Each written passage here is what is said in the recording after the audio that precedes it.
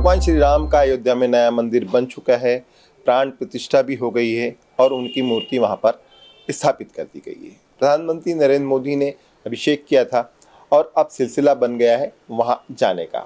मध्य प्रदेश के मुख्यमंत्री मोहन यादव और उनकी टीम भी रामलला के दर्शन करने गई थी।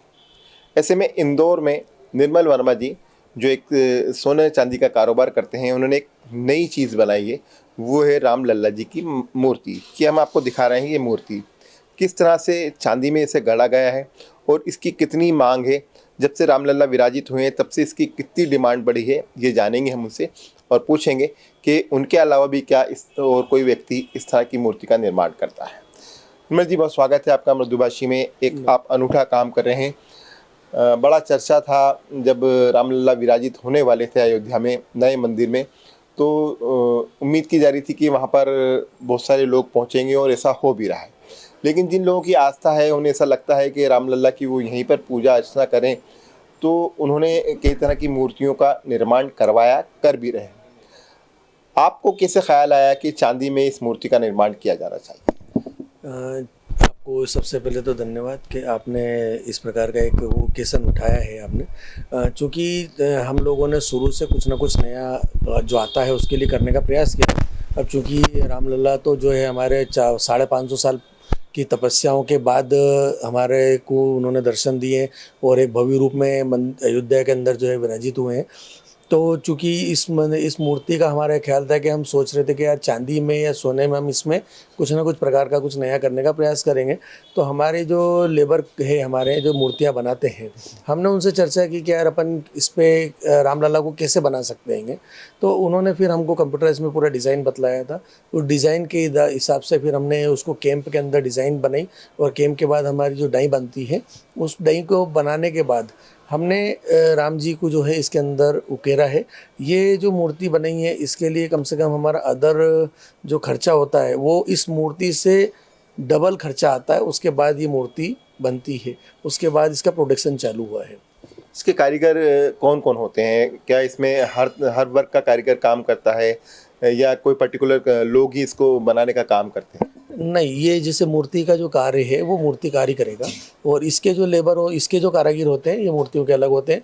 उसमें जैसे आप अगर देखेंगे तो पायल के कारीगर अलग होंगे, बर्तन बनाने के कारीगर अलग होते हैं, सोने का काम करने वाले कारीगर अलग होते हैं। वैसे मूर्ति और ये जो सिंहासन वगैरह जो बनते हैं ये सब कारीगर अलग होते हैं। तो इसमें ऐसा कहा जाता है कि कई सारे मुस्लिम कारीगर भी हैं जो इस तरह की मूर्तियों का निर्माण करते हैं।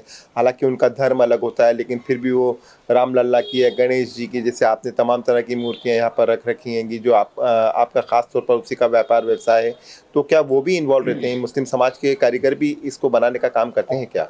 देखिए, मैं सबसे पहले बात आपको बोलूं कि शायद हिंदुस्तान के अंदर एक हिंदुस्तानी ऐसा है देश है जहाँ पे धर्म को बीच में या जाति को बीच में नहीं लाया जाता है।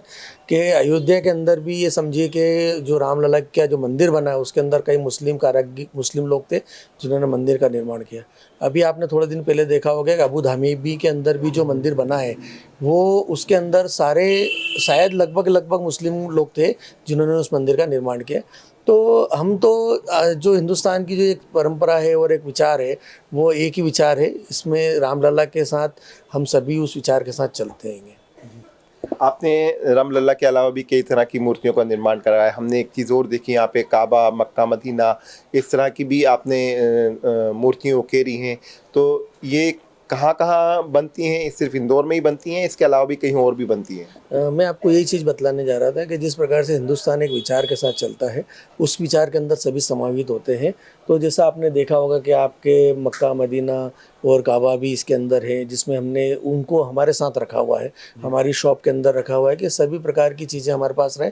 कि हमारे पास जब कोई व्यक्ति आए तो उसको हर चीज़ यहाँ पे मिलना चाहिए और श्रद्धा के साथ मिलना चाहिए और उसका जितना आदर होना चाहिए उस आदर के साथ हमने उन सब चीज़ों को रखा हुआ भी है।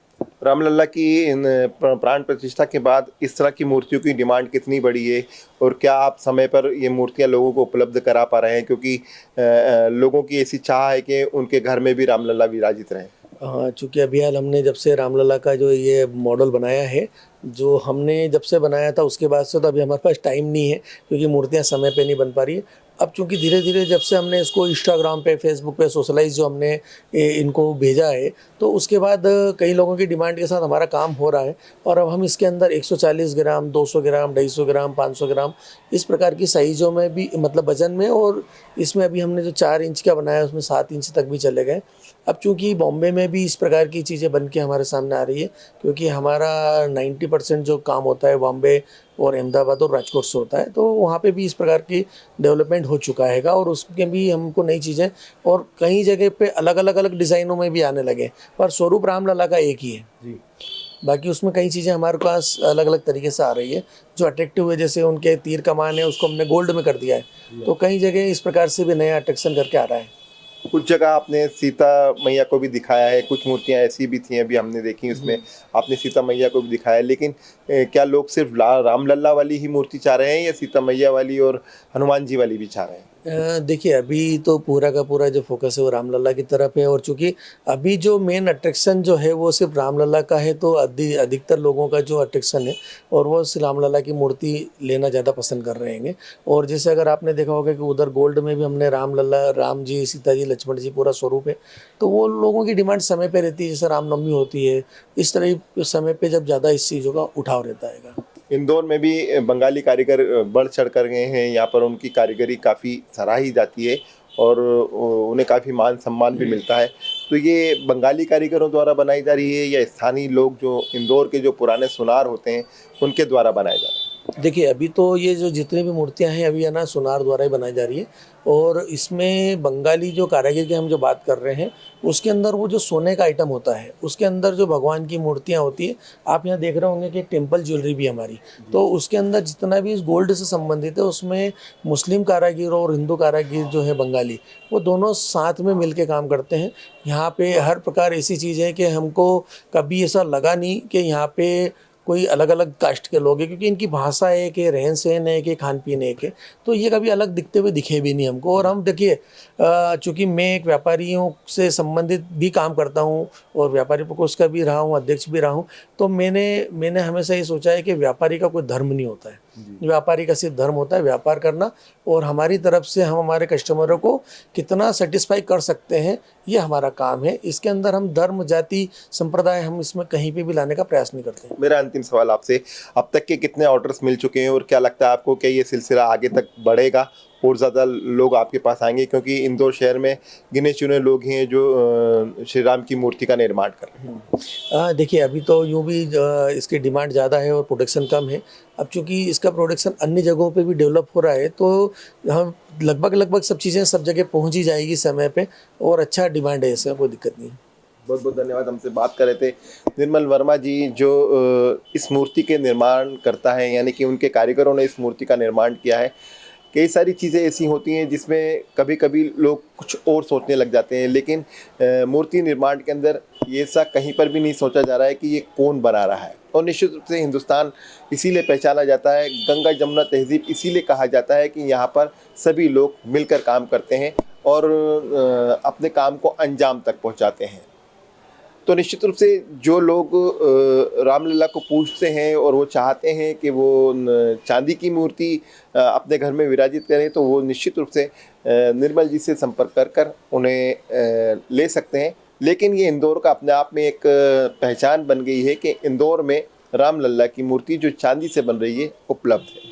कैमरा पर्सन विशाल के साथ अरशद खान, मृदुभाषी, इंदौर।